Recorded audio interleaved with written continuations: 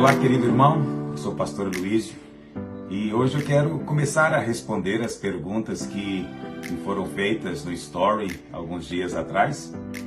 Foram muitas, né? Centenas de perguntas foram feitas, mas tem algumas que se repetiram mais frequentemente, então nós queremos responder a essas. E dentre essas, a que mais foi mencionada foi a questão do dízimo. E a pergunta basicamente é: pastor, nesse tempo da graça, ainda temos que dar o dízimo? Essa é uma questão realmente feita muito frequentemente e eu fico impressionado porque que isso, ou esse é um ponto que chama tanto a atenção dos irmãos. Mas eu não quero ser prolixo com você e eu vou te dizer bem rapidamente: o dízimo faz sim parte da vida do crente hoje. Mas não como uma obrigatoriedade da lei, como um meio de ser aceito diante de Deus, mas como uma resposta apropriada de quem tem provado a graça.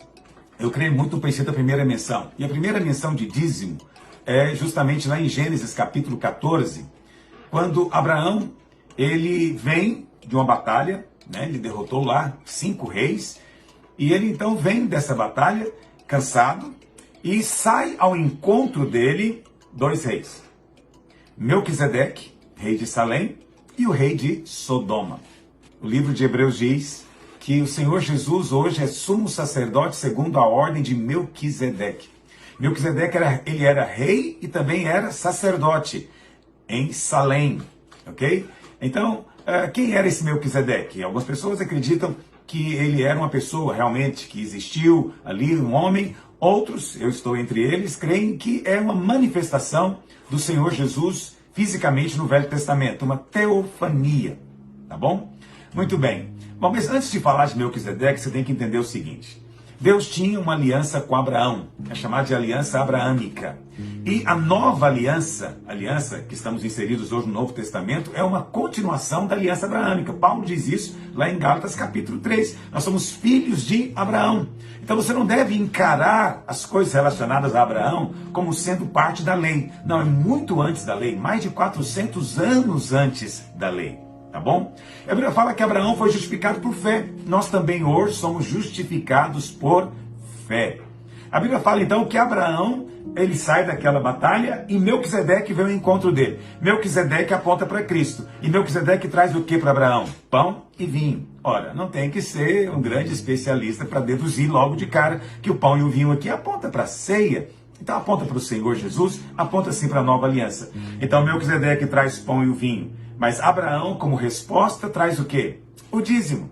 Mas quem mandou Abraão fazer isso? Não existe nenhum mandamento, nenhuma ordem. Deus não deu uma ordem para ele fazer isso. Ele fez por causa de uma revelação, certamente. O Espírito moveu no coração dele. Aquela era a resposta apropriada.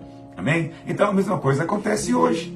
Melquisedeque significa rei de justiça, Salém é paz. Então o Senhor Jesus, o rei de justiça, o rei da paz, ele nos traz suprimento do pão e do vinho, que representa todo o suprimento da nova aliança, da graça, da palavra da graça. Mas o que se espera de Abraão? Que ele creia. E na sua atitude de crer, ele então entregou o dízimo. Hebreus diz que ele entregou o dízimo para mostrar quanto Melquisedeque era grande, quanto ele era exaltado. A Bíblia fala que Melquisedeque abençoou Abraão. Mas logo em seguida entra em cena o outro rei, que era o rei de Sodoma. E ele diz para Abraão: olha, me dá as pessoas e os bens ficam com você. E Abraão fala o que para ele? Olha, eu não quero nada, nem um fio da sandália do sapato, para que você não diga que enriqueceu a Abraão. Abraão sabia que seria próspero e rico, mas ele sabia que isso não viria pelo rei de Sodoma, viria pelo dízimo. Esse é o contexto da história.